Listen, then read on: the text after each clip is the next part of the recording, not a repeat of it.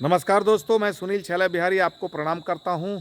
आज अर्थात 15 सितंबर 2025 को हमारे देश के यशस्वी प्रधानमंत्री श्री नरेंद्र मोदी जी का आगमन हुआ और उन्होंने कई प्रोजेक्ट का शिलान्यास और उद्घाटन किया। मुझे लगता है शिलान्यास कम होगा, उद्घाटन ही ज़्यादा होगा। यह हो सकता है सारे प्रोजेक्ट्स के उद्घाटन ही हुए होंगे। पहले मीडिया के माध्यम से पता चला कि 36,000 करोड़ रुपये की परियोजनाओं को उन्होंने हरी झंडी दिखलाई। बाद में भी एक नेताजी को मैंने बोलते सुना 40,000 करोड़, जो भी हो, 36,000 करोड़ या 40,000 करोड़, जो भी हुआ हो। उसमें महत्वपूर्ण बात यह है कि बहुत दिनों से लंबित परियोजना थी पूर्णिया का एयरपोर्ट। तो एयरपोर्ट से आज से वहाँ से फ़्लाइट का परिचालन शुरू हो गया। उसको उन्होंने हरी झंडी दिखलाई। इसके लिए मैं अपनी तरफ से उनको बधाई देना चाहता हूँ, धन्यवाद कहना चाहता हूँ, शुक्रिया कहना चाहता हूँ, क्योंकि ये जो पूर्णिया का एयरपोर्ट है, इससे सीमांचल के लोगों को ही नहीं, हम लोगों को भी बहुत फ़ायदा है। हम लोग जैसे खगड़िया वासियों को, क्योंकि पटना के बाद एक एयरपोर्ट शुरू हुआ दरभंगा में। तो दरभंगा और मुझे लगता है पटना की दूरी यहाँ से सेम है, लेकिन पटना के लिए ट्रेनों की सुविधा, बसों की सुविधा बहुत ज़्यादा है, दरभंगा के लिए नहीं है। तो जो अपनी गाड़ी से जाएंगे उनके लिए तो चलो सेम ही पड़ेगा, लेकिन जिनको ट्रेन वगैरह से जाना हो तो उनके लिए वो अच्छा नहीं था दरभंगा।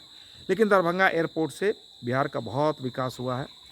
वो जो इलाका है कोसी का और मिथिलांचल का, वहाँ बहुत फ़ायदा हुआ। और इस एयरपोर्ट ने बहुत मतलब ये एयरपोर्ट बहुत फ़ायदे का सौदा साबित हो रहा है। सरकार को यहाँ से बहुत रेवेन्यू जनरेट हो रहा है। मुझे एक बार सौभाग्य प्राप्त हुआ, छठ के रोज़ मैं जा रहा था दरभंगा एयरपोर्ट से फ़्लाइट से, और छठ के रोज़ मैंने देखा कि फ़्लाइट फुल थी, एकदम एक भी सीट खाली नहीं थी। तो ये बहुत खुशी की बात है। अब हम लोगों को, खगड़िया वासियों को, सीमांचल के लोगों को, अंग प्रदेश के लोगों को पूर्णिया एयरपोर्ट से बहुत फ़ायदा होने वाला है। ऐसे हम लोगों को तो सही फ़ायदा तब होगा जब भागलपुर का एयरपोर्ट शुरू होगा। जल्दी ही मोदी जी भागलपुर एयरपोर्ट भी शुरू करवा दें, हम लोग उनसे ये आग्रह करते हैं, कामना करते हैं, अपील करते हैं। तत्पश्चात और भी कई परियोजनाएं हैं, जैसे कि मखाना बोर्ड की स्थापना हुई, मखाना बोर्ड की शुरुआत हुई। अब मखाना बोर्ड से क्या होगा ये शायद ज़्यादा लोगों को समझ में आए चाहे ना आए, लेकिन मखाना के रूप में जो हमारा इलाका है, हमारा इलाका मतलब मिथिलांचल व सीमांचल का एरिया, वहाँ पे मखाना की बहुत खेती होती है। तो मखाना बोर्ड से मखाना के किसानों को, जो मखाना का उत्पादन करते हैं, मखाना उपजाते हैं या मखाना का उत्पादन करते हैं, उनको बहुत फ़ायदा होगा। मोटे तौर पे ये समझ लीजिए। तो मखाना बोर्ड की स्थापना के लिए बहुत बहुत धन्यवाद। उसके बाद हमने सुना कि पूर्णिया से एक ट्रेन वंदे भारत की शुरुआत की गई, जो पूर्णिया से पटना जाएगी। इससे तो खगड़िया के लोगों को बहुत ही फ़ायदा है, क्योंकि मुझे ऐसा लगता है कि खगड़िया होके ही जाएगी। अभी तक मुझे रूट की जानकारी नहीं है, लेकिन अगर कटिहार होके निकलती है तो भी खगड़िया जाएगी, अगर सहरसा होके निकलती है तो भी खगड़िया जाएगी। तो वंदे भारत ट्रेन जो है वो बहुत ही अच्छी ट्रेन है। यात्रा उसमें बड़ा सुगम और बहुत जल्दी पटना पहुंच जाते हैं लोग। खाते पीते एसी बॉगी में बैठिए, खाते पीते चले जाइए। तो इससे खगड़िया के लोगों को बहुत फ़ायदा होगा। तो मैं पूरी खगड़िया की जनता की तरफ से उनको बधाई और धन्यवाद देना चाहता हूँ। एक ट्रेन और है सहरसा से, जो कहीं बाहर जाएगी, तो वो भी शायद खगड़िया होके ही जाएगी। तो हम खगड़िया वासियों को बहुत फ़ायदा होने वाला है आज के मोदी जी के दौरे से। मोदी जी को बहुत बहुत धन्यवाद, और इसीलिए हम सब मोदी जी को पसंद भी करते हैं। मोदी जी तो विकास पुरुष हैं ही। अब आप कुछ लोग कहेंगे कि आप हैं जनस्वराज में और मोदी जी की तारीफ़ कर रहे हैं, कहीं ऐसा तो नहीं कि जनस्वराज साहब का मोह भंग हो रहा, ऐसा कुछ लोग चर्चा करते हैं।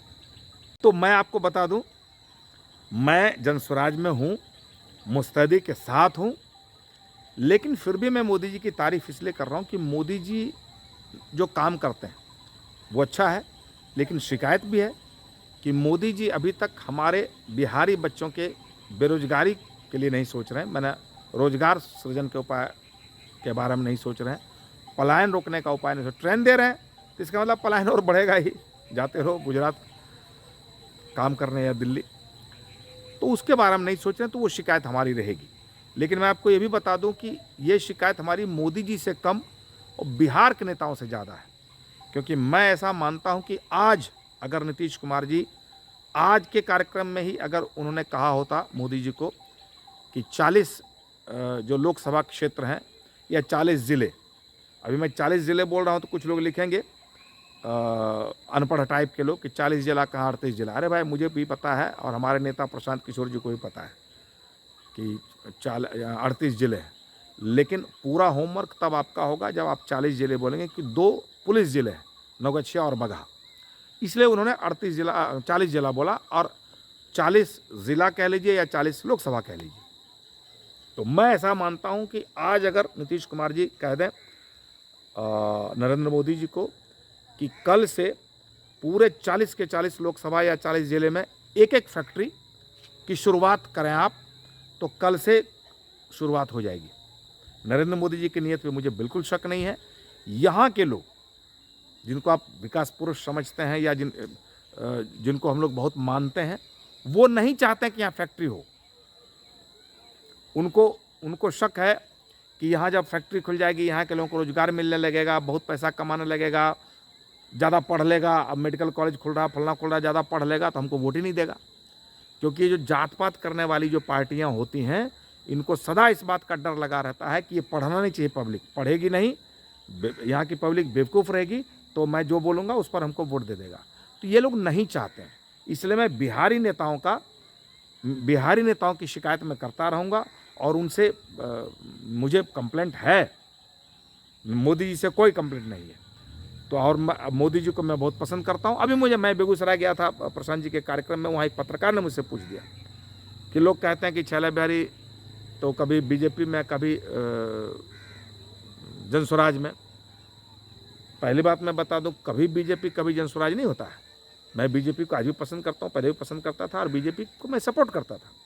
लेकिन बीजेपी ने रोजगार का प्रबंध नहीं किया। हमारे बच्चों को सभी स्टेट में जाकर ग्लानि और गाली गलौज सुनना पड़ता है। आज भी अभी कांड हुआ महाराष्ट्र में, बोलता है मराठी नहीं बोलोगे तो नहीं रहने देंगे। अब ये कौन सा संविधान में लिखा हुआ भाई कि हर आदमी को आपकी भाषा बोलनी पड़ेगी?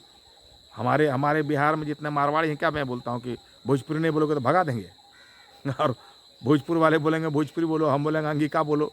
ये सब कोई बात नहीं होती है। तो ये जो ज़िंदगी है जो हमारे लोगों को जीना पड़ता है और मार खाना पड़ता है, तो ये क्यों? क्योंकि हमारे यहाँ रोज़गार नहीं है। तो उसके बारे में तो कोई बात नहीं करते हैं।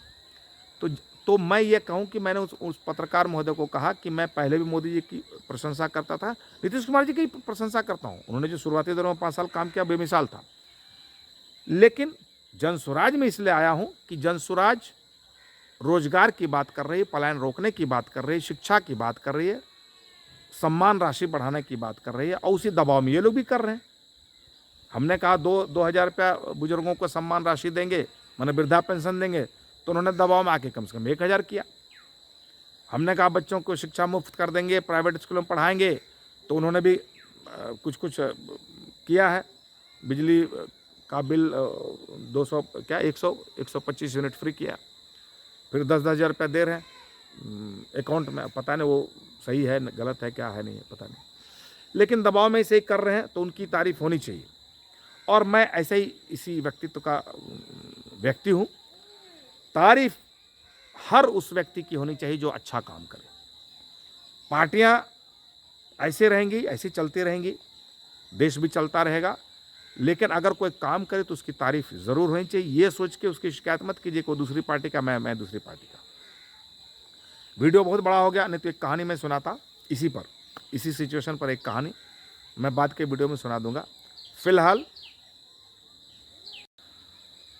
मैं यह कहना चाहता हूं कि मोदी जी ने जो कार्य किए हैं बहुत सराहनीय है। पूरे बिहार के लिए खुशी की बात है। और ये सिर्फ बिहार के लिए नहीं, ये जो सीमांचल का एरिया है पूर्णिया, ये 3 देशों के साथ ये सीमा लगती है, भूटान, नेपाल और बांग्लादेश। तो वो जो सीमांचल का विकास होना बहुत बड़ी बात है। इससे सिर्फ बिहार ही नहीं, 3 देशों पे असर पड़ने वाला है और यहाँ का विकास बहुत ही ज़बरदस्त तरीके से होने वाला है। तो इसके लिए बहुत बहुत धन्यवाद। ऐसे ही मोदी जी विकास करते रहें और हम उनकी विकास करने पर तारीफ करते रहेंगे और काम गड़बड़ करने पर उनकी शिकायत करते रहेंगे। तो मैं सकारात्मक व्यक्ति हूँ, इसलिए सकारात्मकता के साथ बात करता हूँ। विपक्ष का मतलब ये नहीं है कि हर बात पर खटिया खड़ी की जाए।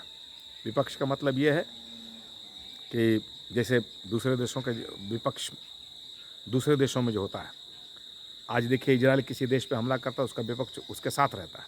कभी विपक्ष वाला नहीं बोलता है कि आपने ऐसा क्यों किया और कितने आपके हवाई जहाज़ गिरे या युद्ध वाले विमान गिरे।